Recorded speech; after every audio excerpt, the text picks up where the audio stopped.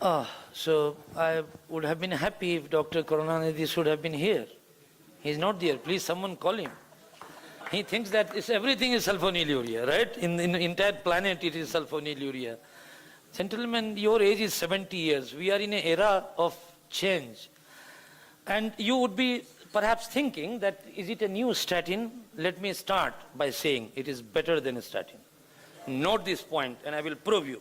Through the science, no anecdotes but the science. So let's look at the evidence which we generated in past 12 years. Remember, the first SGLT2 was approved in 2012 in United States. It was canagliflozin. And in 2013, the first EMA approved SGLT2 was dapagliflozin. So we are 10 years down the line. What did we learn in 10 years? And you must remember certain facts. So this is the entire story, journey of SGLT2 inhibitor in past 10 years. So the drug was actually approved for the treatment of type 2 diabetes, but the drug was found to lower body weight and systolic blood pressure significantly into the tune that if you look into a GLP-1 versus SGLT2 head-to-head trial, the SGLT2 was never inferior in reducing blood pressure and body weight. That's very fascinating. However, the entire landscape changed in past 10 years. So what has happened is the last 4-point bullets. So we had 5 cardiovascular outcome trials as mandated by US FDA in 2008 that all new anti-diabetes drug has to pass through a strict cardiovascular outcome trial, which sulfonylurea metformin never went. Okay, so be mindful of when you are talking about SUs and metformin. If they would have been went through this trial, sorry, what happened? They would not have passed. Now, so I will not bring SU and metformin into the debate. So what happened in these 5 cardiovascular outcome trials so far done with SGLT2 inhibitor? This is a BG slide, no need to read. Here is the 5 CB outcome trial, which you can see starting from IMPARIC to CANVAS to DECLARE-TIMI to VERTIS CB to a SCORE trial is with sotagliflozin. These are baseline similarities and characteristics we wrote very recently to understand. If you are CB outcome interested, guys, you can download it right away. It's a free of cost PDF.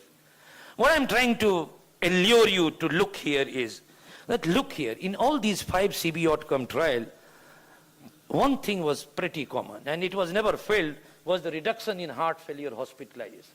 See, that is into tune of almost 35% reduction in hospitalization due to heart failure. It's not a joke. It has never happened in the past. I'm not going to 3 PMS, some showed benefits, some didn't, etc., etc. But the one thing was common in all these trials, that all these trials conducted in patients with type 2 diabetes, there was a significant reduction in heart failure hospitalization. You know what is the reward they got? This is the current ACC AHA guidelines. The SGLT2 is the only drug in planet which has been given a level of evidence 1A for the primary prevention to reduce heart failure. Here is the statin. Statin has got a question mark on primary prevention only in diabetic sets, remember. But for a SGLT2 inhibitor, you can see here, this is grade 1A evidence. You have got a license to use to prevent heart failure hospitalization. Okay, so that was the message from 5 cardiovascular outcome trial. Then people said, oh, well done, you reduced the heart failure, means you prevented the heart failure in a patient with type 2 diabetes, regardless of the baseline cardiovascular background disease. Why don't you conduct a trial in a patient with known heart failure? Show me the evidence that you can prevent heart failure in a patient who had a history of heart failure or who had an active heart failure.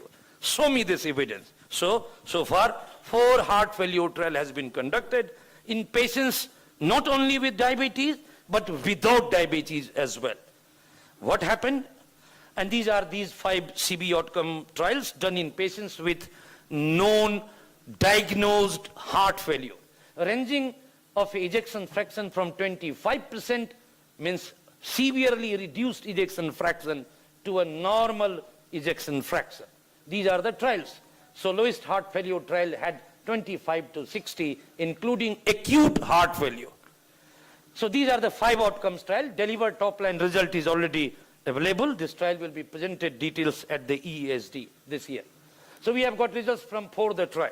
What happened in this 4 trial is in front of you, BG slide, no need to read.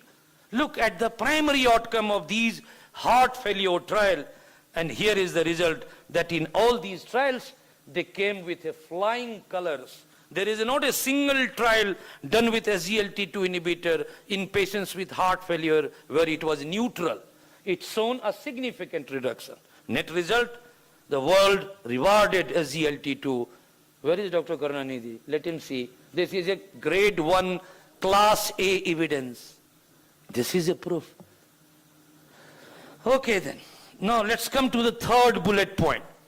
This trial was also done in patients with preserved ejection fraction. Why I separated this data? Because the SGLT2 inhibitor is the only drug that has shown in the history of pharmacological science that has shown a significant reduction in cardiovascular death and heart failure composite in patients with a preserved ejection fraction heart failure. And that was the Emperor preserved trial. If you look back into all the previous trials done with several drugs, be with the ARBs, be with ERNI, you can see these drugs also reduced, but none of them were statistically significant. If you know ABC of statistics, none were significant. In contrast, if you look here into the Emperor preserved trial, this is the only significant p-value in all the trials done with patients with heart failure with preserved ejection fraction, including ERNI, TopCat with the spironolactone. You can see this AC inhibitor trial, CHARM with candesartan. They did reduce to some extent, but it wasn't statistically significant. As you can see, even the CHARM was not significant. To be called as a significant, it has to be less than 0.05, not equal to. So basically, none of the heart failure preserved ejection fraction trial with any pharmacological agent till date has shown a significant with a persuasive p-value of 0.0003. Remember. And therefore, the ACC, AHA rewarded them that use SGLT2 inhibitor in patients with heart failure regardless of ejection fraction, regardless of whether patient has got a diabetes or not. And this is the current level update for SGLT2. Even for the heart failure preserved ejection fraction, they have been given 2A. Now you might be asking, why is it 2A? Earlier it was 1A because this has been done based on only one trial. There is a rule of game to give this indication. If you have passed in only one randomized controlled trial, you will be put here as 2A. Wait for the deliver result, it will jump to the 1A again. Wait 6 months down the line, you will see in the next ACC 2023, this will be 1A. Where is the evidence with the statin in these patients with heart failure? Please note that the statins doesn't work in patients with heart failure where you have got a 1A class for SGLT2 inhibitor. Chalo, let's look into the third point, kidney outcome trial. So far we have got 3 kidney endpoints trial. Imparenal result is not here, but top line is positive. Remember, the SGLT2 trials are historical in the sense that these trials were stopped prematurely because of excess benefit. The ethics committee did not allow trial to continue because if you know that drug A is working good and saving patient, you cannot allow the trial to continue on drug B, which is placebo. This is ethically and morally not allowed because you are denying the benefit by giving drug, not giving drug A and rather than giving a placebo drug, even in a randomized controlled trial. So the rule of game is that if you have got a trial where the drug is showing benefit against the placebo, stop the trial. And SGLT2 inhibitor is perhaps only anti-diabetic drug or rather any pharmacological agent where their heart failure trial was stopped prematurely because of excessive benefit. Their 3 kidney outcome trials starting from the Credence to the DEPA CKD and now Imparenal, all the 3 trials was stopped prematurely because of excess benefit. Remember in the past, all previous CB outcome trial was stopped because of either failure or harm. Here all the trials is stopped because of benefit. Now if you see these DKD trial or this is DEPA consists of even a non-diabetic CKD. And for the first time, we learned that we have got an agent for the treatment of diabetes that can prevent kidney disease in a patient without diabetes. Isn't it a miracle what has happened? Still you are denying the drug? This is the result. And you know the top line result, impact kidney is already top line result came in 16th March. This again, the detailed data will come in forthcoming ESD. Now, to the extent, if you see the KDIGO guideline, which is 2023, this is not yet come into effect. This is a draft which was proposing that if you have got a patient with diabetes and kidney disease, and if the eGFR is more than 20, you must use metformin with SGLT2 inhibitor. Must. And then, suppose if your eGFR comes down, don't stop the drug. People forget to read all those bottom lines in KDIGO guideline. What they are saying, that it is reasonable to continue SGLT2 even if eGFR falls below 20. This is the quantum of benefit with a drug which was contraindicated 3 years back if the eGFR was less than 45. Now you are saying go to, even though it comes to less than 20, unless patient is going a renal transplantation, continue the SGLT2. Isn't it something new which we are learning? Finally, people said, oh, so you passed in heart failure. Do you have any trial in patients who are in ICU with a ventilator and try the SGLT2? See the situation. Who has tried in this situation any drug? But SGLT2 has been undergone a trials in a patients with a decompensated heart failure. You will be surprised. You may not have heard this data. Look at these trials. And why this trial was, conducted, because if you look these three trials, you can see DEPA heart failure, Impera reduced and Impera preserved. The benefit for the heart failure hospitalization was seen as early as day 12 here in the Impera reduced, day 18 in Impera preserved, and day 28 in DEPA heart failure. So the benefit is so quick that people realize, oh man, this can be a wonderful drug in acute heart failure. Why don't you try it? So they tried it. And here, that's my point. The beauty lies in the eye of the beholder. Dr. Karunanidhi can't see it. Very simple. Where is he? So this is the point. Now, so they tried in acute heart failure. And these are the mammoth number of trial right now undergoing in patients with acute heart failure, decompensated heart failure on a 6 liter of oxygen, and they are given a SGLT2 inhibitor. You can see starting from Impulse, DEPA, ACT, heart failure, dictate. These two trials is right now on. The Impulse is already passed. I will show you the result. These are the SGLT2 trials, and these are other drugs in patients with acute heart failure. So what happened in these trials? These are SGLT2 trials. I will not bore you. Look here is the final. When the SGLT2 was started in these trials, so soloist heart failure trial was done in a patient those were admitted with decompensated heart failure, but the SGLT2 was started when patient became stable, right? Whereas in this IMPA response and in the Impulse trial, the patient were acute heart failure, still decompensated, so they started the drug in the first 24 hours of the admission. So patient was admitted in the morning, SGLT2 was given on the same day. So this two trial is a acute decompensated heart failure. And here is the result. You can see, although these trials were of shorter duration, they achieved something which is positive. They did not do any harm. You might be surprised to see someone is on a 6 liter oxygen with acute renal shutdown. SGLT2 has been given because of acute heart failure. You expect DKA, hypoxia, etc., etc. But look what happened. And this is if you combine the data of these 3 acute heart failure trial, you see there is a significant benefit in all the endpoint. What about side effect? Look in the right hand side. Nothing. Absolutely neutral, insignificant. Whatever side effect you would like to look here, fine, it was absolutely fine. Now then, so to summarize the entire story and bringing back to the story of statin, this is the SGLT2 program.